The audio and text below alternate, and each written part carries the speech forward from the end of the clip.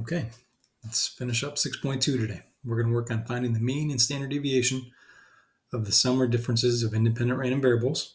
We'll start by actually wrapping up this other learning target though, okay? So wrap that up, then we'll go over this and then find probabilities. It's an extension of this. Once we know the mean and standard deviation, we'll be able to find probabilities involving the normal distribution, okay? All right, here we go. So just to recap what we did to start, day one. Okay, had you work through this problem here, remember when you have a multiplier, this is basically what we call the linear transformation, $500 times the number of cars for the bonus, then minus 75. So the mean and standard deviation are affected by the multiplier. Okay, but when you subtract or add something, only the mean is affected, not the standard deviation. Notice those were the same. Okay, so this next page of your notes kind of recaps that. Once again, kind of read through this on your own, pause and reread. Just summarize those rules again.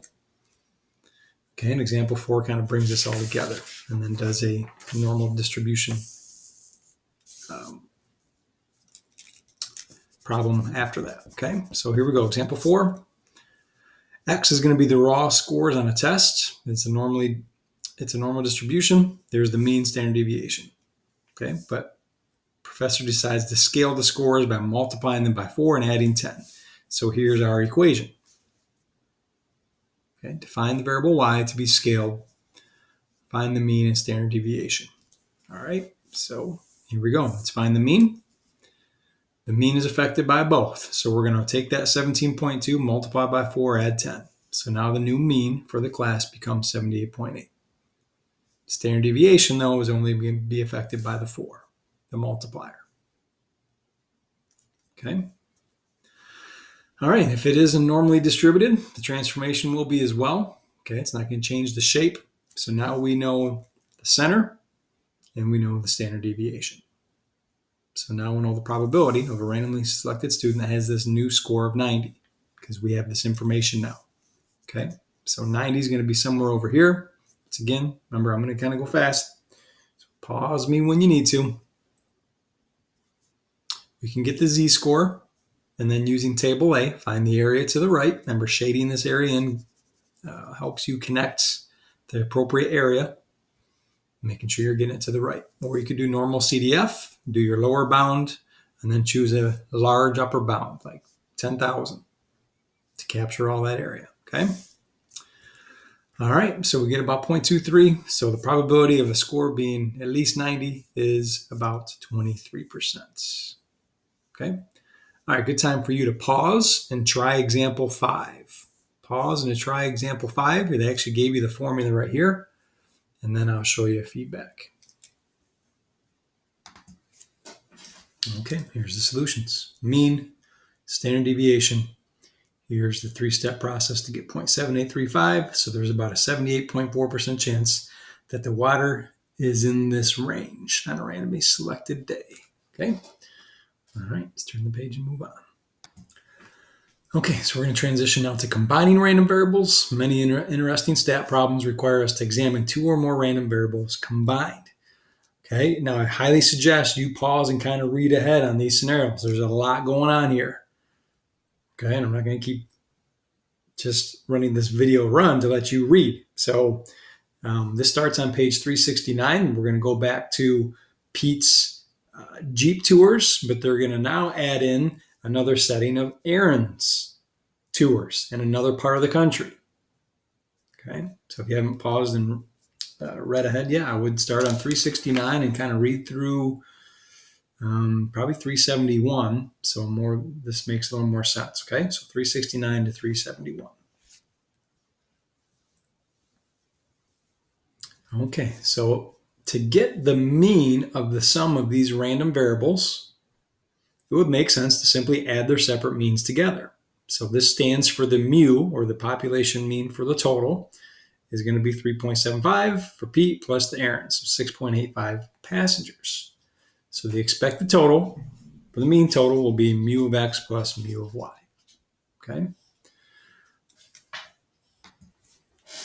Okay, also, it just so happens, now this is not as important to memorize this as the mean and standard deviation. But it just so happens that the high range for the total would be the 5 passengers plus the 6. So the most amount they could have on a randomly selected day would be 11, and the lowest would be the 2 plus the 2, so it's 4. So the range is going to be 7 total passengers, okay? And that just so happens to be the sum of them individually as well. Pete's range was 4, Aaron's was 3, and those together it's 7, okay?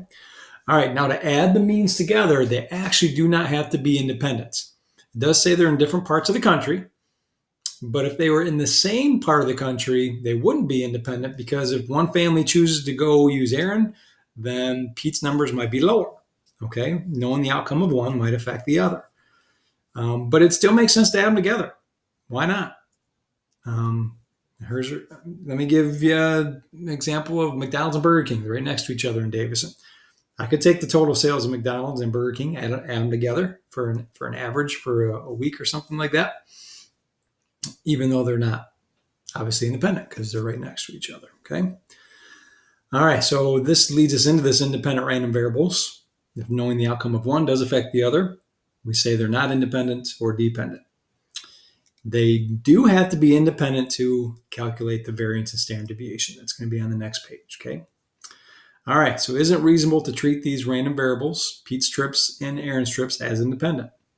Since they're in different parts of the country, yes, we can assume that they are independent. I guess we got to assume it's a big country, right? It's a small country, maybe not. All right, so we're going to call these independents. Okay, example 7. Assuming they're independent random variables, we'll begin by considering all the possible combinations of values of x and y. All right, so this is something they broke down. Let me explain this table here for you. This just means how would we get to a total of 4 passengers? Well, Pete and Aaron would both have 2. Okay, and then you take the probability of each of those individual outcomes, and you multiply them together from chapter 5. And then you keep going. On any given day, 2 for Pete and 3 for Aaron is a possibility, so a total of 5. Okay, and so on. They just went through all these different possibilities, 2, 4, and so on. Okay, so they got this huge probability distribution, which this will add up to 1. It's all the possible outcomes. So what's the probability of getting a total of 6? We can get it right here from the table. We'd go on this strand, total of 6, and so on. Find all these numbers and add them together. I guess there's just 3 of them. Okay, so 0.235 is the probability of getting a total of 6. 3, there are no, 3 is not an outcome, more than possible. Okay. Okay, so what's the mean of t? Well, we could use, now we got options now. I mean, in 6.1, we learned we could take the total. Oh, by the way, I skipped over this. This is actually the distribution now, right? 4 up to 11. And how did they get all these numbers? They just added them together. 0.235 we just did here is right there.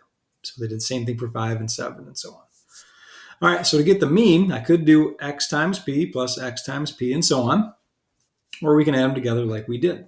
Okay, this just kind of verifies that we have 2 methods. This is the shortcut. This is a property we can count on. Okay, what about the variance?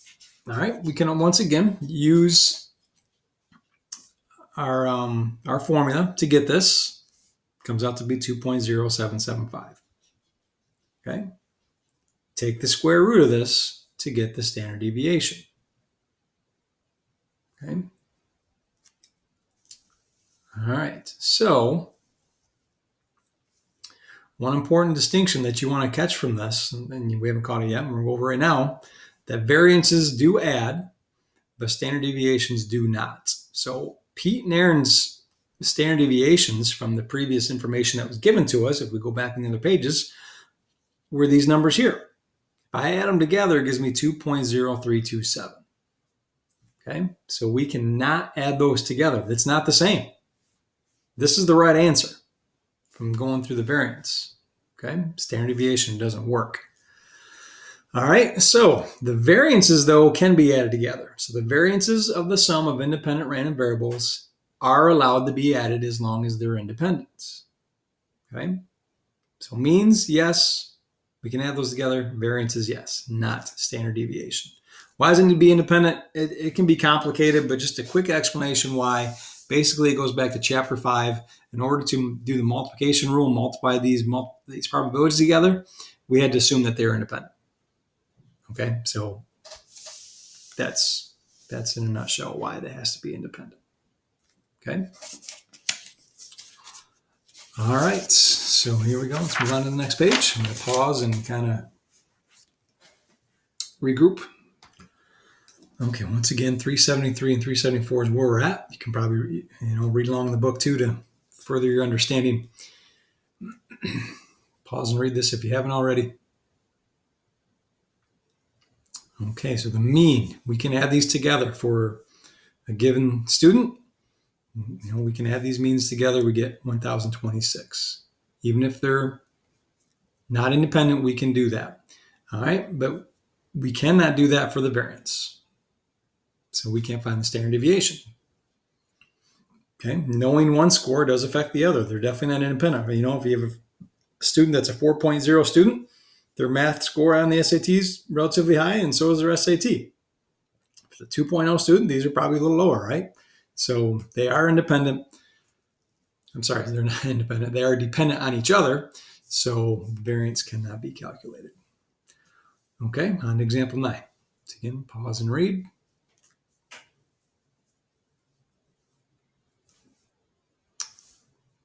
Okay, all this information was given to us. They listed it from previous problems. Now let's use it.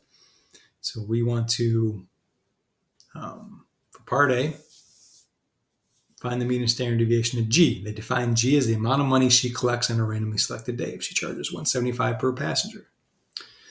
All right, so G is 175 times Y. So to find the mean of G, notice how I keep using these variables. It helps you label things and understand what's going on.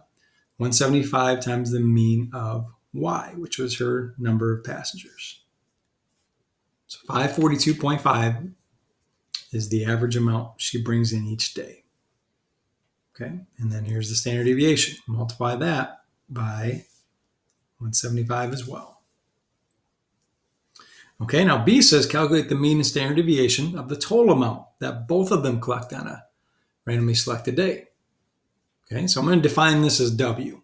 W is going to be C plus G. Okay, so W is going to be the total money collected. All right, so the mean of W is going to be the sum of these two means from Pete and Aaron. Add them together, we get 1,105. Remember, we can't add the standard deviations together, but I can use that to find the variance. This is kind of the workaround. So I take the standard deviation, square it for Pete and Aaron, and I get this number, but that's not the standard deviation, it's the variance. Square root that to get my standard deviation. Okay? So that just means that's our typical deviation. On a randomly selected day, we'd expect to be off by about $232.28 from the mean of 1105. Okay. All right. Why don't you give it a try? Pause, read through this. Let's see if you can apply those characteristics on your own. Go ahead. Okay. Check the work. Check the interpretation.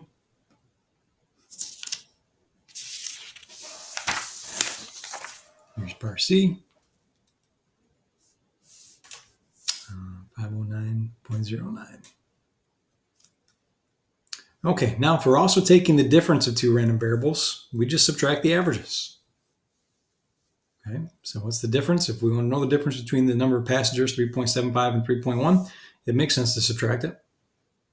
Okay, so the mean difference is 0.65 passengers. There's the interpretation. Okay. I'm going to stop here and finish the last couple minutes on another video.